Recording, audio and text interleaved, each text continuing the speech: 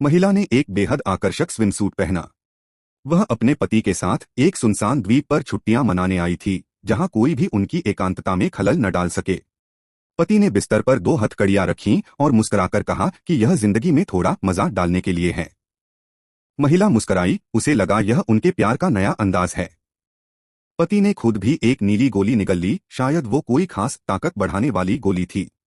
जैसे ही वह रोमांटिक पल शुरू होने वाला था, पति ने अचानक अपना हाथ सीने पर रखा। उसका चेहरा दर्द से बिगड़ गया और वह अचानक महिला पर गिर पड़ा।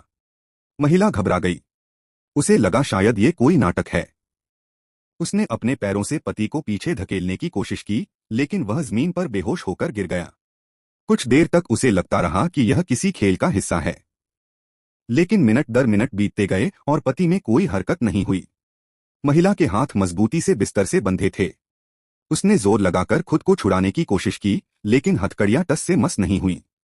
वह जोर जोर से चिल्लाकर मदद के लिए पुकारने लगी, लेकिन वह द्वीप सुनसान था।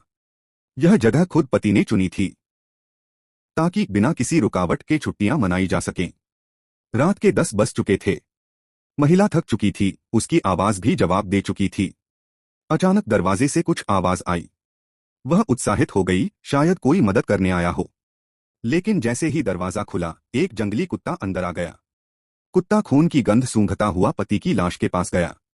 महिला ने जोर से चिल्लाया। कुत्ता कुछ पीछे हटा, लेकिन यह देखकर कि महिला बंधी हुई है, वह निडर हो गया और पति के हाथ को चबाने लगा।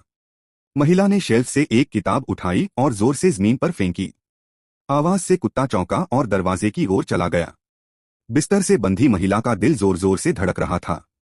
उसकी आंखों के सामने खून, मृत पति और वह जंगली कुत्ता, जैसे किसी डरावनी फिल्म के दृश्य हों। महिला दर्द और थकावट से बेहाल हो चुकी थी। तभी उसे ऐसा महसूस हुआ जैसे उसका पति उठ रहा हो। वह खुशी से चिल्लाई, जल्दी से मुझे खोलो।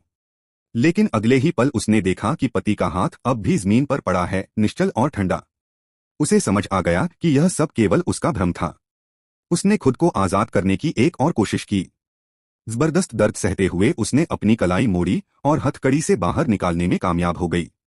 वह बिस्तर से कूदकर नीचे गिरी, लकड़ी का एक टुकड़ा तोड़ा और दरवाजे की ओर दौड़ने लगी। लेकिन तभी उसकी आंख खुली। वह अब भी बिस्तर पर बंधी हुई थी। सब कुछ केवल एक कल्पना थी। अब वह पूरी तरह से टूट चुकी थी, मगर भीतर से आवाज आई, अगर जिंदा रहना है तो कुछ करना होगा। उसकी नजर बिस्तर के ऊपर रखे गिलास पर पड़ी। उसने हथकड़ी में जकड़े हाथों से लकड़ी के फ्रेम को धीरे धीरे अपनी ओर खींचा और पानी का गिलास धीरे से अपनी ओर सरकाया। उसे याद आया कि सुबह उसने नए कपड़ों के साथ स्ट्रॉ रखा था। उसने शेल्फ से कपड़े टटोले, स्ट्रॉ मिल गया।